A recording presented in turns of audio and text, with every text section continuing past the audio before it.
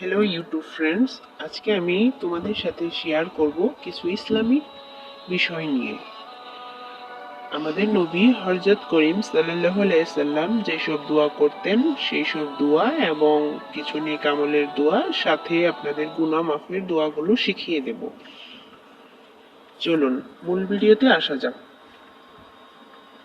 হযরত রাসূলে পাক সাল্লাল্লাহু আলাইহি সাল্লাম যখন মক্কার কাফেরদের জুলুম অত্যাচার চরমভাবে অতিষ্ঠ হয়ে পড়লেন, তখন তিনি মদিনার দিকে হিজরত করলেন। সে সময় তিনি আল্লাহর দরবারে নিম্নের দোয়া করেছিলেন: রাব্বি আদখিলনি মুদখালা সিদকি ওয়া আখরিজনি মুখরাজা সিদকি ওয়াজআলনি মিন লাদুনকা সুলতানান নাসীরা।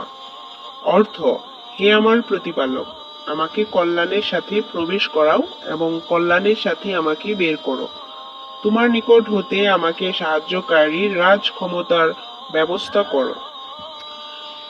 যখন কোনো মুসলমান স্বাধীনভাবে তার ধর্ম কর্ম করতে অপরাগ হয়ে পড়ে, এমনকি জালেমের অত্যাচারের শেষ পর্যন্ত ঘরবাড়ি ছেড়ে হিজরত করতে বাধ্য হয়, তখন উপরোক্ত দোয়াটি পাঠ করা উচিত। তবে আল্লাহ এই দোয়ার বরকতে সেখান থেকে সসম্মানে বের করবেন। ব্যাঘাত না ঘটে আল্লাহ তার বের করবেন এবং এমন উত্তম স্থানে নিয়ে রাখবেন যেখানে তা আবরু ইজ্জতের ব্যাঘাত না ঘটে। আল্লাহ তার প্রতি সাহায্যকারী হিসাবে থাকবেন।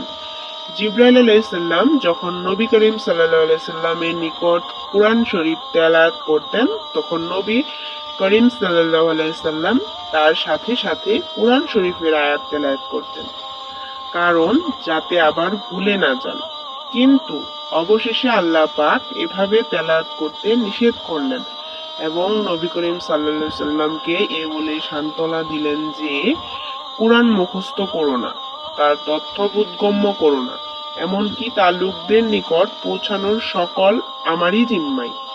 আপনি আপনার আল্লাহর পাকের নিকট নিম্নের দোয়া করুন: রব্বি জিদনি ইলমা।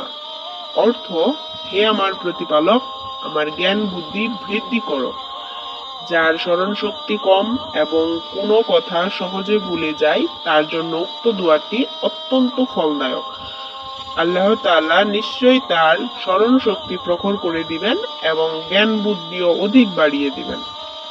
মক্কার কাফেরগণ যখন নবী করিম সাল্লাল্লাহু আলাইহি সাল্লামকে নানা প্রকার কথা দ্বারা ঠাট্টা বিদ্রূপ করতে লাগলো এবং তাকে বিভিন্ন রকম কষ্ট ক্লেশ দিতে শুরু করলো, তখন আল্লাহ পাক নবী করিম সাল্লাল্লাহু আলাইহি সাল্লামকে সান্ত্বনা দিয়ে ইরশাদ করলেন: ধৈর্য ধরুন এবং ওদের নিন্দনীয় কথার দাঁত ভাঙা জবাব দিন এবং আল্লাহ পাকের নিকট নিম্নের দোয়া করুন: রাব্বি ফালা তাজআলনি ফিল কওমিজ যালিমিন। অর্থ: হে আমার রব, তুমি আমাকে অত্যাচারী কওমের মধ্যে শামিল করিও না। রাব্বি আউযু বিকা মিন হামাযাতিস শায়াতিন। অর্থ: হে আমার প্রতিপালক, শয়তানদের পরিচালনা হতে আমি তোমার আশ্রয় গ্রহণ করছি।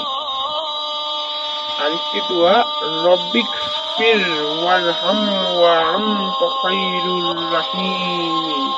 হে আমার রব, তুমি আমাকে ক্ষমা করো এবং রহমত করো, তুমি দয়াবানদের মধ্যে শ্রেষ্ঠ। নেক আমলের দোয়া। হাদিস শরীফে বর্ণিত আছে যে যারা সত্যিকার ভাবে ঈমান এনেছে তারা কখনো আল্লাহ পাক হতে গাফিল থাকে না, বরং উঠতে বসতে চলতে ফিরতে সর্বদা আল্লাহ পাকেরই স্মরণ করে থাকে এবং সেজদায় পড়ে আল্লাহ পাকের জিকির আজকারে মত্ত থাকে। যখন তারা চলাফেরা করে তখন অতি ধীর ভাবে মাটিতে পা ফেলে, কারণ তাদের মধ্যে ক্ষুধাবৃত্তি রয়েছে, এবং নিম্নের দোয়া পাঠ করে: রব্বি আউজিনি আন আশকুরা নিমাতাকা আল্লাতী আন'আমতা আলাইয়া ওয়া আলা ওয়ালিদাইয়া ওয়া আন আমালা সালিহান তাজদাহু ওয়া আসলিহ লি ফি যুররিয়াতি ইন্নী তুবতু ইলাইকা ওয়া ইন্নী মিনাল মুসলিমিন। অর্থ, হে আমার প্রতিপালক, তুমি আমাকে তৌফিক দান করো যাতে আমার প্রতি ও আমার পিতামাতা প্রতিকৃত তোমার নিয়ামতের শুকরে আদায় করতে সক্ষম হই এবং তোমার সন্তুষ্টজনক কাজ করতে পারি। আমাদের জন্য আমার সন্তানদেরকে সৎকর্ম পরায়ণ করো। আমি তোমারই অভিমুখী হলাম এবং আত্মসমর্পণ করলাম। এ দোয়া সর্বদাই পাঠ করলে আল্লাহ পাক নেক আমল করার শক্তি দান করেন এবং যাবতীয় গুনাহ হতে হেফাজত করেন।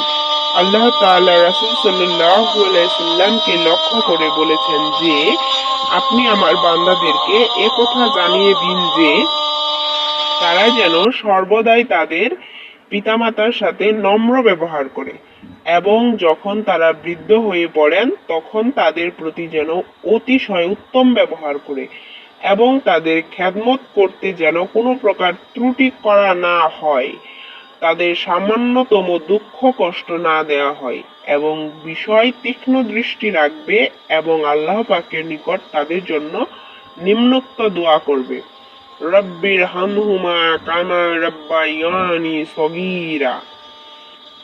অর্থ, হে আমার প্রতিপালক, তুমি আমার পিতামাতার প্রতি অনুগ্রহ করো যেমন তারা শিশুকালে আমাদের প্রতি পালন করেছেন। গুনাহ মাফের দোয়া। যে ব্যক্তি নিম্নের ইস্তেগফার একিনের সাথে সকালে একবার ও রাত্রে একবার পড়ে সে ব্যক্তি বেহেশতে হবে বলে কেতাবে উল্লেখ আছে। ইহা আকারে ছোট ও উৎকৃষ্ট আমল। ইহা গুনাহ মাফের শ্রেষ্ঠ দোয়া। এই আমলে সর্বপ্রকার উন্নতি সাধিত হয়।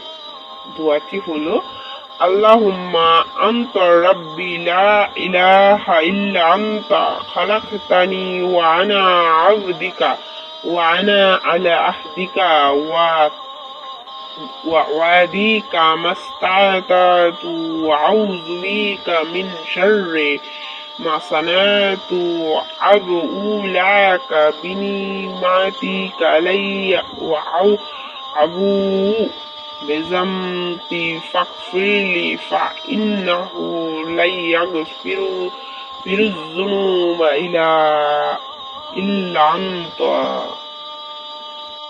পরবর্তী ভিডিও পেতে আমার চ্যানেলটা সাবস্ক্রাইব করে বেল